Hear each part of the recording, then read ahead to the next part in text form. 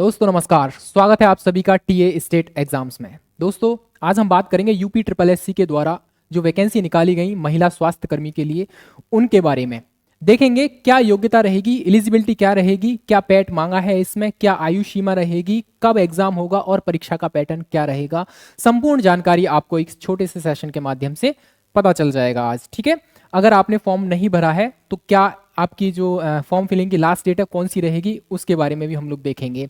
तो अगर जानकारी इन्फॉर्मेटिव लगे तो टीए स्टेट एग्जाम्स को ज़रूर सब्सक्राइब करें। वीडियो इन्फॉर्मेटिव लगता है तो आप लोग चैनल को सब्सक्राइब करके वीडियो को शेयर भी कर सकते हैं। देखो भाई, इस वीडियो को लाने का पर्पज़ सिर्फ इतना है कि जो भी हमारी महिला साथी हैं या फिर जो हमारी बहनें हैं वो इस फॉर्म को भरने से चूक ना जाएं। कुल मिलाकर यहाँ पर डेट देख रहे हो आप लोग, ये पिछले महीने 28 तारीख को ये स्टार्ट हो गए थे ये वाले फॉर्म।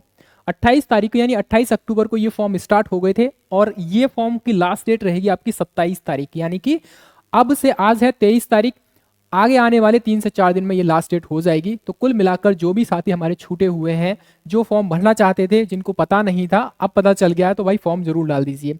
और कौन कौन इस फॉर्म को भर सकता है वो भी चीज़ देखेंगे।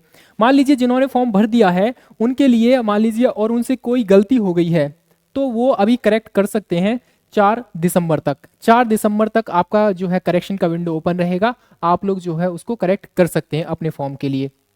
ठीक है, चलिए बेसिक चीज़ों के बारे में हम लोग जान लेंगे। यहाँ पर दूसरी चीज़ ये जानोगे कि ये जो वैकेंसी है ओनली फीमेल्स के लिए है, ये भी याद रखना। ये जो वैकेंसी है ओनली फीमेल के लिए है।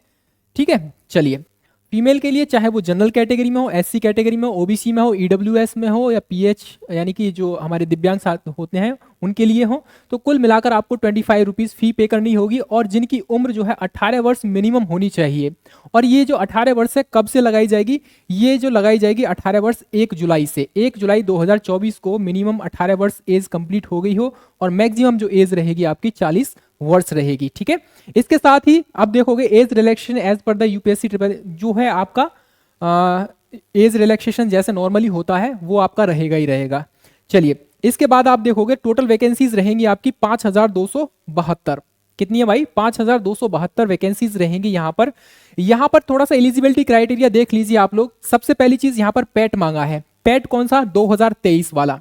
2023 में जो भी हमारे साथी प्रिलिमिनरी जो है आपका टेस्ट होता है, प्रिलिमिनरी एंट्रेंस टेस्ट जो होता है ना, उसमें जो बैठे थे 2023 वाले में, उनके लिए आपका स्कोर कार्ड मांगा गया है, पहली चीज। दूसरा, आपने +2 किया हो यानी कि इंटरमीडिएट किया हो, साथ में आपके पास एएनएम का जो 1.5 से 1.5 या 2 ईयर का डिप्लोमा होना चाहिए आपके पास। ये कंपलसरी है, ध्यान रखना। पैट कंपलसरी है आपके पास, 12th कंपलसरी है और एएनएम का डिग्री होनी चाहिए आपके पास, जो डिप्लोमा होता है वो होना चाहिए। ठीक है, पहली चीज। उसके बाद आप देखोगे आगे बढ़ोगे तो वैकेंसीज की डिटेल दे रखी है यहाँ पर। वैकेंसीज की डिटेल में आप जाओगे, जनरल कैटेगरी के लिए जो महिलाएं हैं उनके लिए 2399, ऑलमोस्ट 2400 वैकेंसीज आपके लिए कह सकते हैं जनरल कैटेगरी में आएंगे, यानी अनरिजर्व रहेंगी ये। उसके साथ ईडब्ल्यूएस देखोगे यहाँ पर 489 वैकेंसीज रहेंगी, ओबीसी के लिए 1559 रहेंगी, एससी कैटेगरी की महिलाओं के लिए 435 है, एसटी 399, टोटल आपकी रहेंगी 5272 वैकेंसीज रहेंगी। ठीक है, चलिए आगे बढ़ेंगे हम। बाकी की चीजें हम लोग नोटिफिकेशन के माध्यम से पढ़ लेंगे। जो ऑफिशियल नोटिस है उसमें आप देखोगे सारी चीजों के बारे में बताया गया है। चलो यहां देख लीजिए आप लोग एक बार, यहां आपका सारी चीजें यहां एकदम क्लियर हो जाएंगी। देखो यहां पर अब कुछ हमारे जो साथी हैं उनका भी डाउट होगा कि भैया सैलरी कितनी मिलेगी। यहाँ पर सैलरी का एक सिंपल सी बात बोली गई है भाई, जो ग्रेड पे है आपका जो रहेगा आपका 21,700, ये फिक्स है यहाँ से मिनिमम। ये मिनिमम इतना रहेगा और मैक्सिमम आपका रहेगा कितना भाई? 69,100 रुपये तक, यानी कि इसके बीच में आपकी सैलरी बन जाएगी यहाँ तक। ठीक है, इसके साथ आप देखोगे फिर नेक्स्ट इंपॉर्टेंट चीज रहेगी यहाँ पर, ये क्या रहेगी भाई? नेक्स्ट इंपॉर्टेंट चीज यहाँ पर योग्यता क्या क्या रहेगी, कौन कौन इस फॉर्म को फिल कर सकता है। सबसे पहली चीज हमने बताया आपको इंटरमीडिएट होना चाहिए, साथ में आपका पैट का आपका जो सर्टिफिकेट भी होना चाहिए, 2023 वाला पैट होना चाहिए। उसके साथ आप देखोगे फिर आपका एएनएम का डिप्लोमा भी होना चाहिए, यानी कि सहायक जो है नर्सेज एंड मिडवाइफ्स जो होती हैं, एएनएम का वो डिप्लोमा भी आपके पास कंपलसरी होना चाहिए। ठीक है, चलिए आगे बढ़ेंगे। अगर अदर महत्वपूर्ण इंफॉर्मेशन ये रहेगी हमारे पास जो आपको जानने की जरूरत है। यहां पर चलिए, बाकी की ये पीडीएफ मैं आपको टेलीग्राम चैनल पे डलवा दूंगा, है ना। हमारा जो टेलीग्राम चैनल है टीए स्टेट एग्जाम्स के नाम थे, आपको वीडियो के डिस्क्रिप्शन में मिल जाएगा, आप उसको ज्वाइन कर लीजिए और ये जो आप जो है नोटिफिकेशन है आपको वहां मिल जाएगा। यहाँ पर देखोगे आप लोग, यहाँ देखिए आपका जो एग्जाम का पैटर्न रहेगा वो क्या रहेगा।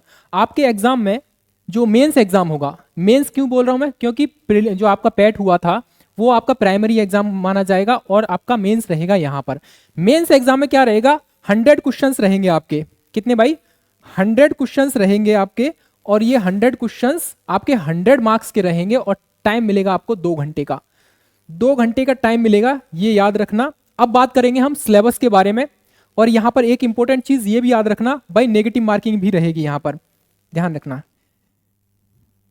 नेगेटिव मार्किंग क्या रहेगी आपकी, 1/4, यानी कि कुल मिलाकर आप जब 4 क्वेश्चंस को गलत करते हो तो आपका एक सही क्वेश्चन काट लिया जाएगा, यानी कि 0.25 की नेगेटिव मार्किंग आपको देखने को मिलेगी यहां पर। आगे बढ़ेंगे हम लोग, आगे बढ़ने के साथ ही आप देखोगे इसका जो परीक्षा का वो रहेगा, सिलेबस रहेगा, वो इस तरीके से रहेगा।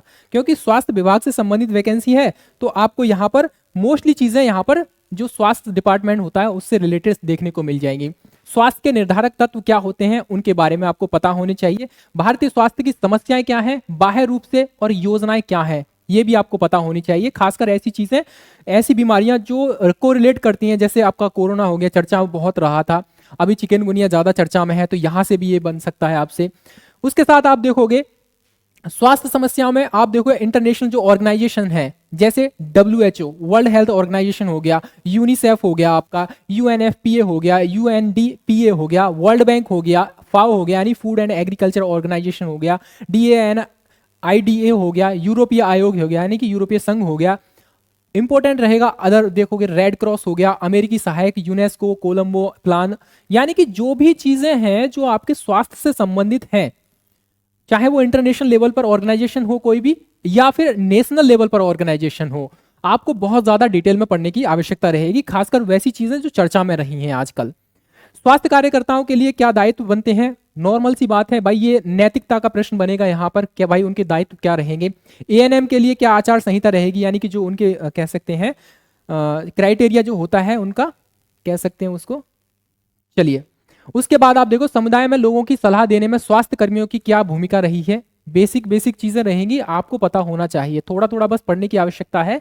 जो फैक्चुअल इंफॉर्मेशन है वो ज्यादा पढ़ने की आवश्यकता रहेगी यहाँ पर ऐसे पॉइंट्स में। स्वास्थ्य के लिए पोषण की आवश्यकता, पोषण, बीमारी, आपसी संबंध, किस तरीके से आप देखोगे जो बीमारियां होती हैं उनसे किस तरीके से प्रिक्योर किया जाए, किस तरीके से उनसे निपटा जाए। खाद्य पदार्थों का पोषण के आधार पर वर्गीकरण, विटामिन और खनिज की कमी से होने वाले जो रोग होते हैं, महिलाओं में पोषण जनित अल्प रक्तता जो होती है, एनीमिया वगैरह होता है, उसके बारे में जानकारी लेनी पड़ेगी।